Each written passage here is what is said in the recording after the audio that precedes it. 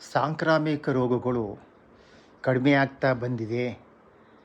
ಎಲ್ಲರೂ ಸಹ ಸಂತೋಷ ಪಡಬೇಕು ಅಂತಿದ್ದರೆ, ಈ ಬೇಸಿಗೆಯಲ್ಲಿ ವೈರಸ್ ರೋಗಗಳು ಕಂಡುಬರ್ತಾ ಇದೆ. ಅದರೊಳಗೆ ಒಂದು ಕಾಯಿಲೆ ಈಗ ಅಲ್ಲಿ ಇಲ್ಲಿ ಕಂಡುಬರ್ತಾ ಇದೆ ಅಂತ ಅನ್ನೋದು ಮಂಪ್ಸ್ ಅಥವಾ ಗದಕಟ್ಟು. ಇಂಗ್ಲೀಷ್ನಲ್ಲಿ ಮಂಪ್ಸ್ ಅಂತ ಹೇಳ್ತೀವಿ, MUMPS ಮಂಪ್ಸ್. ಕನ್ನಡದಲ್ಲಿ ಗದಕಟ್ಟು. ಇದು ಬಹಳ ಹಳೆಯ ಕಾಯಿಲೆ. ನಾವೆಲ್ಲ ಚಿಕ್ಕ ವಯಸ್ಸಲ್ಲಿದ್ದಾಗ ನಾವೆಲ್ಲ ಅದಕ್ಕೆ ನರಳಿ ನಂತರ ಚೇತರಿಸ್ಕೊಂಡಿದ್ದೀವಿ.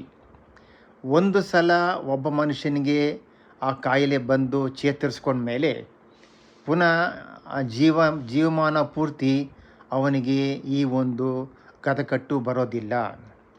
ಅವನಿಗೆ ರೋಗ ನಿರೋಧಕ ಶಕ್ತಿ ಬಂದ್ಬಿಡುತ್ತೆ. ಅದೇ ರೀತಿ ಲಸಿಕೆ ಇದೆ.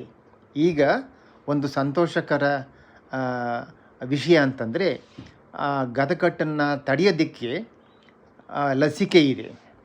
ಚಿಕ್ಕ ವಯಸ್ಸಿನಲ್ಲಿ 1 ವರ್ಷ ನಂತರ MR vaccine, MMR vaccine. MR vaccine ಅಂದರೆ ಮೀಸಲ್ಸ್ ಮತ್ತು ಮಂಪ್ಸ್. MMR ವ್ಯಾಕ್ಸಿನ್ ಅಂದರೆ ಮೀಸಲ್ಸ್, ಮಂಪ್ಸ್, ರುಬೆಲ್ಲಾ, RUBELLA.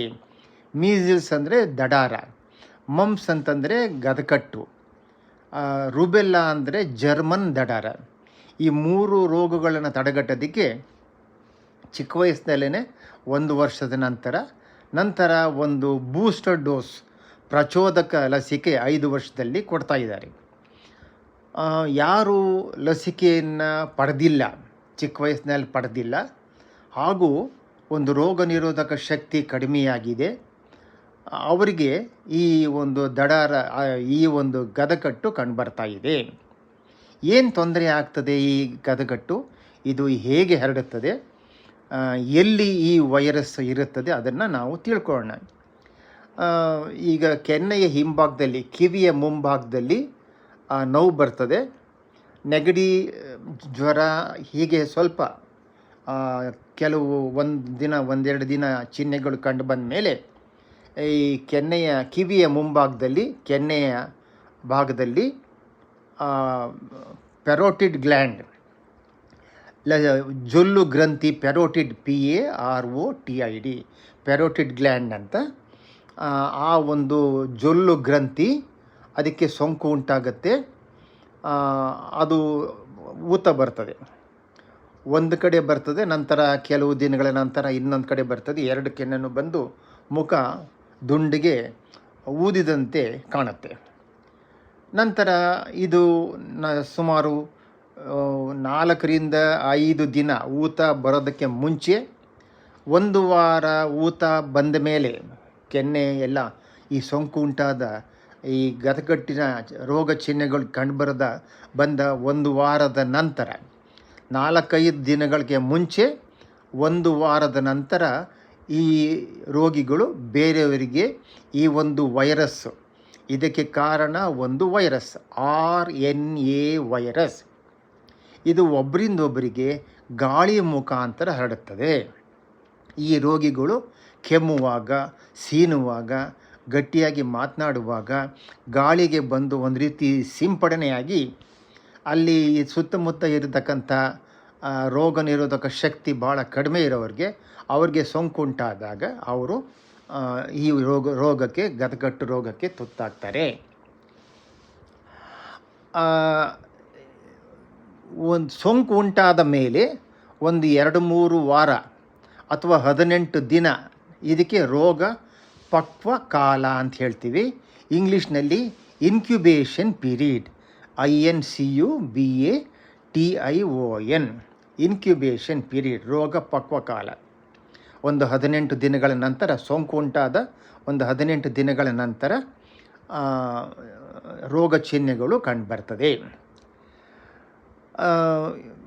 ನೋವು, ಸ್ವಲ್ಪ ಊತ, ನಾನು ಆಗಲೇ ತಿಳಿದಾಗೆ. ಇದು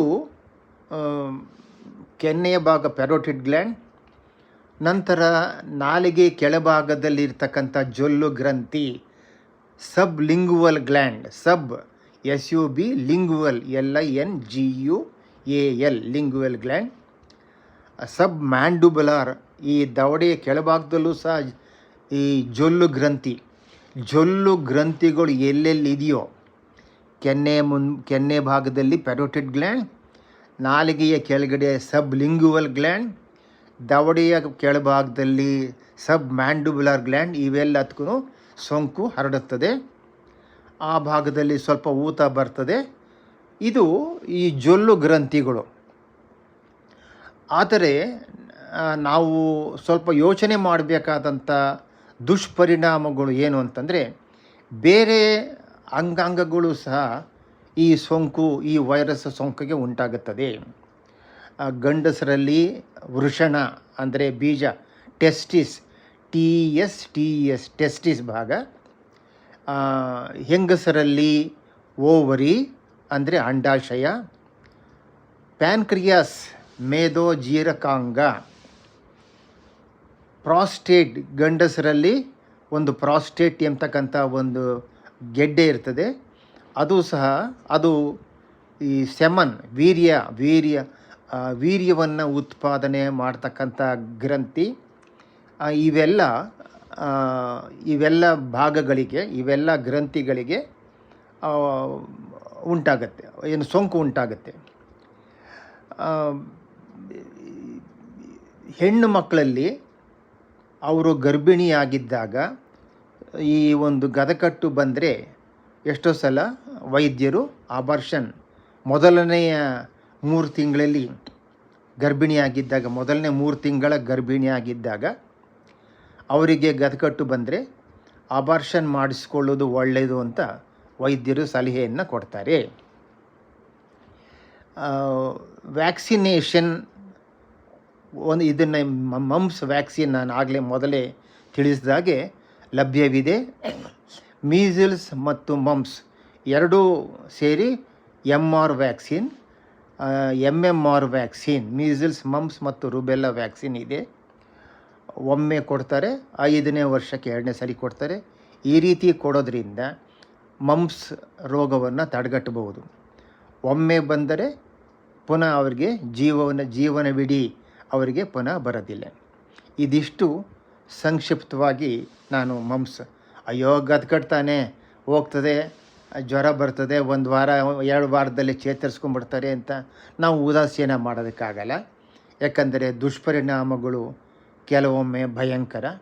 ಅವರಿಗೆ ಮೆದುಳು ಪೊರೆ, ಮೆನಿಂಜೈಟಿಸ್, ಮೆದುಳು ಪೊರೆಯ ಉರಿಯೂತ ಆಗ್ಬೋದು. ಮೆದುಳು ಜ್ವರ ಸಹ ಬರಬಹುದು. ಕೆಲವೊಮ್ಮೆ ದುರದೃಷ್ಟವಶಾತ್ ಹೆಚ್ಚು ತೊಂದರೆಯಾಗಿ ಪ್ರಾಣಾಪಾಯ ಆಗಬಹುದು. ಆದ್ದರಿಂದ ನಾವು ಎಚ್ಚರಿಕೆ ವಹಿಸಬೇಕು. ಲಸಿಕೆ ಲಭ್ಯವಿರತಕ್ಕಂಥ ಸಾಂಕ್ರಾಮಿಕ ರೋಗಗಳಿಗೆ ಲಸಿಕೆ ಪಡೆದು ನಾವು ನಮ್ಮ ಆರೋಗ್ಯವನ್ನು ಕಾಪಾಡಿಕೊಳ್ಬೇಕು. ಆರೋಗ್ಯವೇ ಭಾಗ್ಯ. ನಮ್ಮ ಆರೋಗ್ಯ ನಮ್ಮ ಜವಾಬ್ದಾರಿ. ಸರ್ವೇ ಜನ ಸುಖಿನೋ ಭವಂತು. ನಮಸ್ಕಾರ.